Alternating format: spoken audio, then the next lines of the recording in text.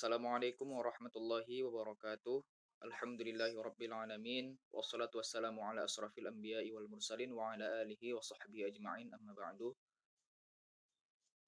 Alhamdulillah, bersyukur kita kepada Allah Subhanahu wa taala yang mana Allah telah memberikan kita nikmat berupa nikmat kesehatan serta kesempatan. Salat dan salam kita hadiahkan kepada junjungan Nabi kita Nabi besar Muhammad sallallahu alaihi wasallam. Allahumma shalli wa sallim wa barik alaihi.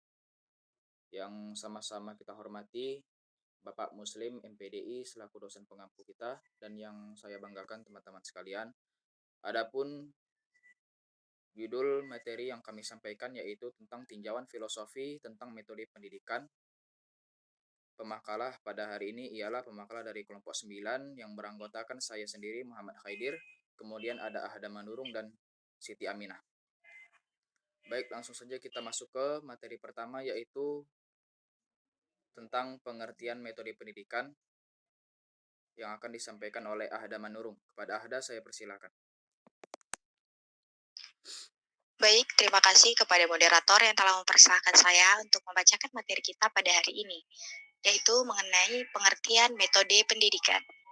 Metode adalah suatu jalan yang dilalui untuk mencapai sebuah tujuan. Metode berasal dari bahasa Yunani, yaitu meta dan hodos. Meta berarti melalui, dan hodos berarti jalan atau cara.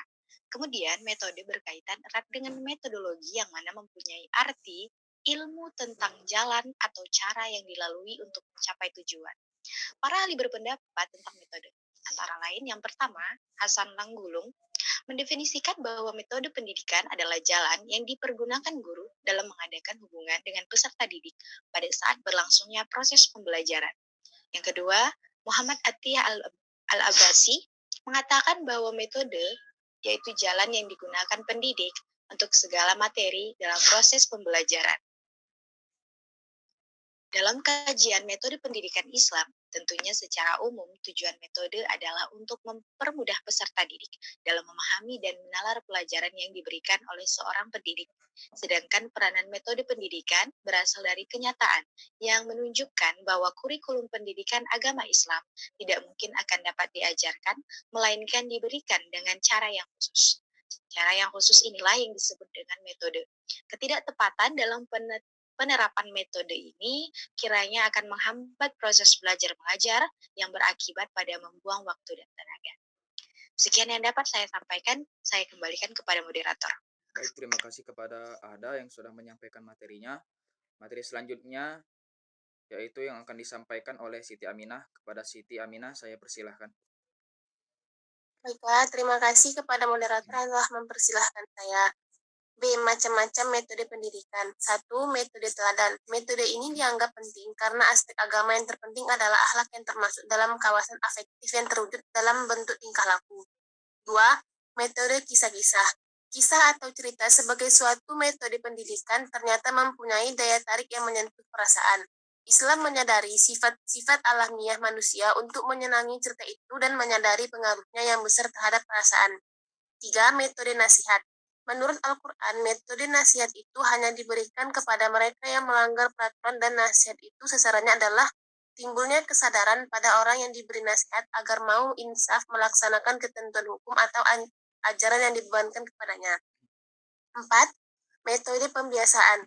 Metode pembiasaan ini digunakan untuk mengubah seluruh sifat-sifat baik menjadi kebiasaan, sehingga jiwa dapat menggunakan kebiasaan itu tanpa terlalu payah, tanpa kehilangan banyak tenaga dan tanpa menemukan banyak kesulitan.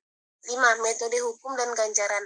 Metode hukuman ini dilakukan dalam metode pendidikan Islam adalah sebagai sarana untuk memperbaiki tingkah laku manusia yang melakukan pelanggaran dan dalam taraf sulit untuk dinasihati. Sementara ganjaran itu diberikan sebagai hadiah atau penghargaan kepada orang yang melakukan kebaikan atau ketaatan. 6. Metode ceramah atau khutbah. Metode ceramah termasuk cara yang paling banyak digunakan dalam menyampaikan atau mengajak orang lain untuk mengikuti ajaran yang telah ditentukan. Sekian, saya kembalikan kepada moderator. Baik, terima kasih kepada Siti Aminah yang sudah menyampaikan materinya.